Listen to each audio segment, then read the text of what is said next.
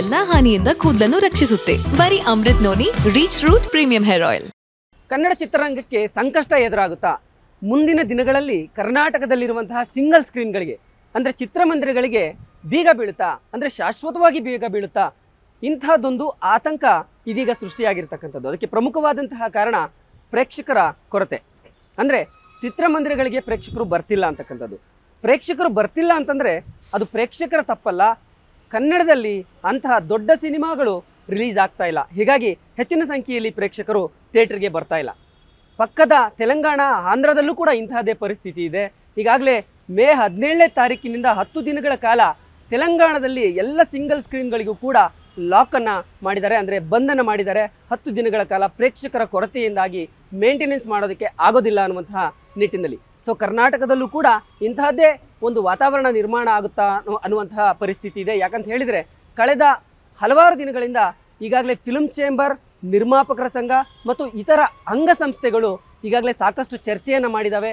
So single ಸ್ಕ್ರೀನ್ಗಳಲ್ಲಿ ಪ್ರೇಕ್ಷಕರ ಕೊರತೆ ಇರೋದ್ರಿಂದ ಥಿಯೇಟರ್ ಮಾಲೀಕರಿಗೆ ಆರ್ಥಿಕ ಹೊರೆಯನ್ನು ತಪ್ಪಿಸುವ ನಿಟ್ಟಿನಲ್ಲಿ ಯಾವೆಲ್ಲ ಮಾನದಂಡಗಳನ್ನು ಅನುಸರಿಸಬಹುದು, ಅಂದರೆ ಟೆಂಪರರಿಯಾಗಿ 2 ವಾರ ಅಥವಾ 3 ವಾರಗಳ ಕಾಲ ಚಿತ್ರಮಂದಿರಗಳನ್ನು ಬಂದ್ ಮಾಡೋದಾ, ಅಥವಾ ಇದಕ್ಕೆ ಪರ್ಯಾಯವಾದಂತಹ ಒಂದು ಮಾರ್ಗವನ್ನು ಏನಾದರೂ ಹುಡುಕಬೇಕಾಗುತ್ತಾ ಅನ್ನುವಂಥ ನಿಟ್ಟಿನಲ್ಲಿ ಈಗಾಗಲೇ ಹಲವಾರು ಸಭೆಗಳು ಆಗಿರ್ತಕ್ಕಂಥದ್ದು.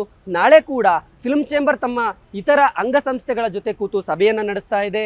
ಸೊ ಅದರ ಆಧಾರದ ಮೇಲೆ ಯಾವ ನಿರ್ಧಾರವನ್ನು ತೆಗೆದುಕೊಳ್ತಾರೆ ಅನ್ನುವುದನ್ನು ಪರಿಗಣಿಸಿ ಜೂನ್ 1ನೇ ವಾರದಲ್ಲಿ ಪ್ರದರ್ಶಕರ ವಲಯ, ಅಂದರೆ ಥಿಯೇಟರ್ ಮಾಲೀಕ ಸಂಘ ಒಂದು ಸಭೆಯನ್ನು ನಡೆಸಿ ಚರ್ಚೆಯನ್ನು ಮಾಡಿ ಅದಾದ ನಂತರ ಒಂದು ಅಂತಿಮ ತೀರ್ಮಾನವನ್ನು ತೆಗೆದುಕೊಳ್ತಾರೆ. ಬಹುಶಃ ಇಂಥ ಪರಿಸ್ಥಿತಿ ಯಾಕಪ್ಪ ಬಂತು ಅಂತ ನೋಡಿದ್ರೆ ಸ್ಟಾರ್ ನಟರು, ಅಂದರೆ ದೊಡ್ಡ ನಟರ ಸಿನಿಮಾಗಳು ಹೆಚ್ಚಿನ ಸಂಖ್ಯೆಯಲ್ಲಿ ಬರದೇ ಇರೋದೇ ಇದಕ್ಕೆ ಬಹಳ ಪ್ರಮುಖವಾದಂತಹ ಕಾರಣ. ಯಾಕಂದರೆ ಕಳೆದ 2 ವರ್ಷಗಳಲ್ಲಿ ಟಾಪ್ ಸ್ಟಾರ್ಗಳು ಅಂತ ಯಾರಿದ್ದಾರೆ ಕನ್ನಡದಲ್ಲಿ, ಅವರಲ್ಲಿ ಬಹುತೇಕರು ಸಿನಿಮಾಗಳನ್ನು ಮಾಡಿಲ್ಲ. ನಟ ಸುದೀಪ್, ಯಶ್, ದುನಿಯಾ ವಿಜಯ್, ಧ್ರುವ ಸರ್ಜಾ, ಶ್ರೀಮುರಳಿ ಅವರ ಆದಿಯಾಗಿ ಬಹಳಷ್ಟು ಜನ ಬಿಗ್ ಸ್ಟಾರ್ಸ್ಗಳು ಸಿನಿಮಾಗಳನ್ನು ಮಾಡಿಲ್ಲ.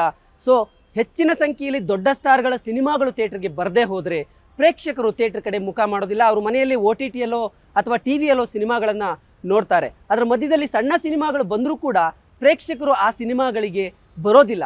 ನೋಡಿ, ಕಳೆದ 4.5 ತಿಂಗಳು, ಅಂದರೆ ಜನವರಿಯಿಂದ ಇಲ್ಲಿಯವರೆಗೂ ನಾವು ಲೆಕ್ಕ ಹಾಕಿದ್ರೆ ಕನ್ನಡದಲ್ಲಿ ಸರಿಸುಮಾರು 94 ಚಿತ್ರಗಳು ರಿಲೀಸ್ ಆಗಿವೆ. ಬಹುಶಃ ಈ ನಂಬರ್ನ ನೋಡಿದರೆ ಶಾಕ್ ಆಗುತ್ತೆ. ಕೇವಲ ಅರ್ಧ ವರ್ಷ ಕೂಡ ಮುಗ್ದಿಲ್ಲ, 4.5 ತಿಂಗಳಲ್ಲಿ 94 ಕನ್ನಡ ಸಿನಿಮಾಗಳು ರಿಲೀಸ್ ಆಗಿದೆ. ಇದರಲ್ಲಿ ಸಕ್ಸಸ್ ಆಗಿದ್ದು ಎಷ್ಟು ಸಿನಿಮಾನಪ್ಪ ಅಂತ ನೋಡಿದ್ರೆ ದುರ್ಬಿನ್ ಹಾಕಿ ಹುಡುಕಬೇಕಾಗತ್ತೆ, ಅಂತಹ ಪರಿಸ್ಥಿತಿ ಇದೆ. ಹಾಗಾಗಿ ದೊಡ್ಡ ನಟರು ಹೆಚ್ಚಿನ ಸಿನಿಮಾಗಳನ್ನು ಮಾಡದೆ ಹೋದಾಗ ಬಹುಶಃ ಇಂತಹದ್ದೇ ಪರಿಸ್ಥಿತಿ ಮುಂದುವರೆದ್ರೆ ಮುಂದಿನ ದಿನಗಳಲ್ಲಿ ಶಾಶ್ವತವಾಗಿ ಸಿಂಗಲ್ ಸ್ಕ್ರೀನ್ಗಳಿಗೆ ಬೀಗ ಬೀಳುವಂತಹ ಆತಂಕ ಇದೆ. ಕಳೆದ 15 ವರ್ಷಗಳಲ್ಲಿ ಕರ್ನಾಟಕದಲ್ಲಿ ಸರಿಸುಮಾರು 650 ಚಿತ್ರಮಂದಿರಗಳು ಸಂಪೂರ್ಣವಾಗಿ ಸ್ತಬ್ಧ ಆಗಿದೆ, ಅಂದರೆ ಮುಚ್ಚಿ ಹೋಗಿದೆ. 15 ವರ್ಷಗಳ ಹಿಂದೆ ಕರ್ನಾಟಕದಲ್ಲಿ ಇದ್ದಿದ್ದು 1200 ಚಿತ್ರಮಂದಿರಗಳು, ಇವತ್ತು ಉಳಿದಿರೋದು 550 ಚಿತ್ರಮಂದಿರಗಳು.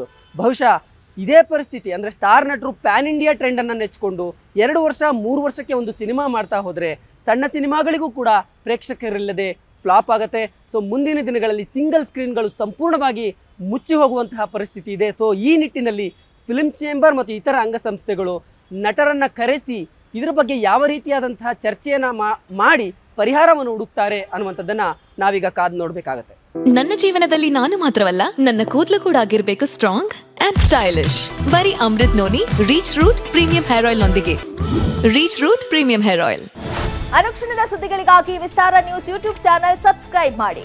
ಹೊಸ ಸುದ್ದಿಗಳ ನೋಟಿಫಿಕೇಶನ್ಗಾಗಿ ಬೆಲ್ ಐಕಾನ್ ಕ್ಲಿಕ್ ಮಾಡಿ. ಲೇಟೆಸ್ಟ್ ಅಪ್ಡೇಟ್ಸ್ಗಾಗಿ www.vistaranews.com ವೆಬ್ಸೈಟ್ಗೆ ವಿಸಿಟ್ ಮಾಡಿ.